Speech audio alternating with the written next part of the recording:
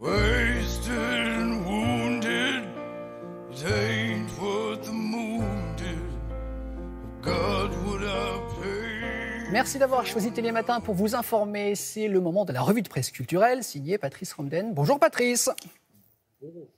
J'attendais un jingle, il est déjà venu. Vous l'aviez là. Mais oui, c'est vrai. C'était très beau en plus, très beau jingle, franchement. Bien, on va commencer par les dessins du Canard enchaîné, puisque nous sommes mercredi et vous savez que c'est la grève à la SNCF.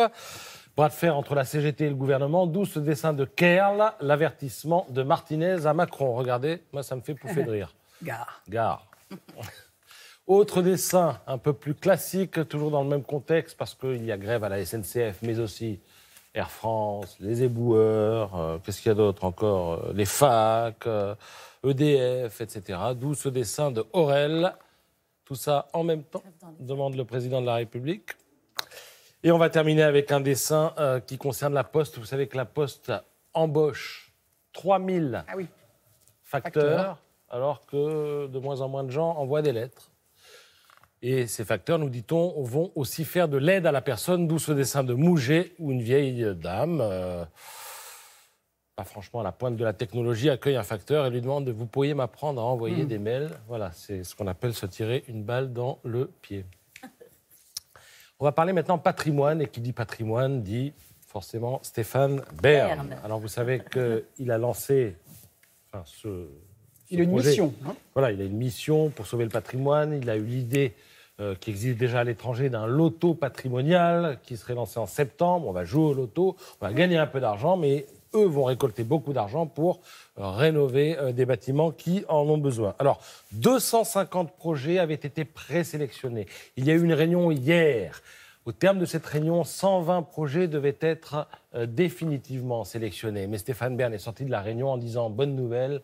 On garde les 250 projets. On va s'occuper des 250 projets et il y aura, parmi ces 250 projets, 14 projets qui sont emblématiques. Alors, emblématiques, pourquoi ?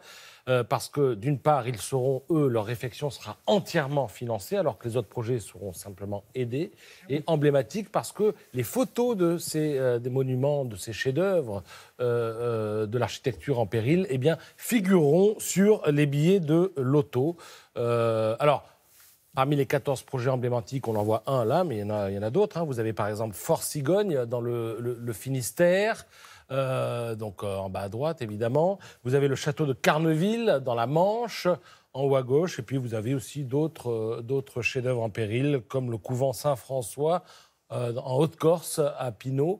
Alors, c'est le bâtiment qui est à gauche. Et, bien sûr, la maison de Pierre Loti. Voilà, vous connaissez la maison de Pierre Loti, en Charente-Maritime, donc dans la ville de Rochefort. Et c'est d'ailleurs à cet endroit que se rendra le président de la République, Emmanuel Macron, au milieu du mois de mai, pour justement lancer l'opération de ce loto patrimonial imaginé par Stéphane Bern. On sait que le loto devrait assez rapidement rapporter 15 à 20 millions d'euros, qu'ils seront très très vite débloqués parce qu'il faut que le grand public voit le résultat de cette opération et que les résultats soient visibles dès 2019.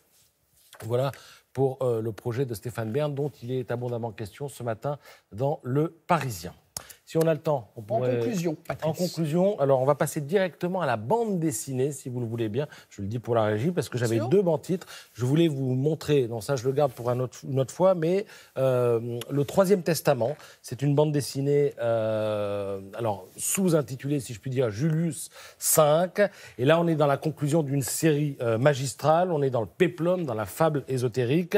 Les choses se passent évidemment à Jérusalem, cité assiégée par les Juifs et les Romains, où ils se sont toujours fait la guerre, sauf que là, l'enjeu, c'est de s'unir contre un troisième adversaire qui fait irruption dans l'histoire. Le scénario est signé Alex Alice, et vous voyez la puissance du dessin de Timothée Montaigne. Je le recommande, c'est remarquable. Merci Patrice.